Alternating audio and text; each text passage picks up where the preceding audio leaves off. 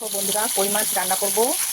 কই মাছ রান্না করার জন্য আমি মাছগুলো প্রথমে ভেজে নিচ্ছি, তারপরে রান্না করব।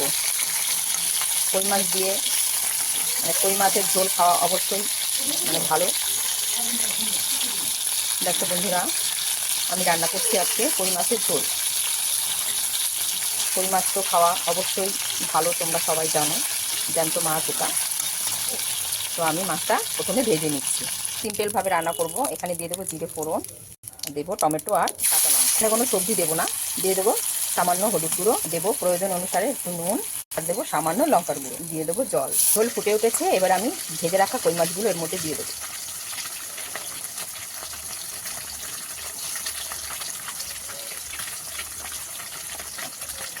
দিয়ে দেবো জিরে গুঁড়ো আর দেবো ধনেপাতা কুচি। ব্যাস, কই মাছের ঝোল আমার রেডি হয়ে যাবে। আর একটুখানি ঝোলটাও ফুটে কমে আসলে আমি নামিয়ে নেব।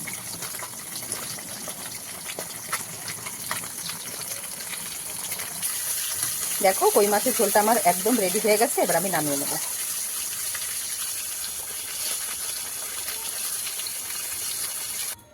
কই মাছের ঝোল আমার একদম রেডি। দেখে নেওয়ার ফাইনাল লুক কীরকম হয়েছে। ভালো লাগলে লাইক, কমেন্ট, শেয়ার আর সাবস্ক্রাইব করে আমার পাশে থাকবেন। নিত্য নতুন রেসিপি দেখার জন্য আমার চ্যানেলটি অবশ্যই সাবস্ক্রাইব করুন বন্ধুরা। দেখা হচ্ছে অন্য একটি রেসিপির সঙ্গে। ধন্যবাদ।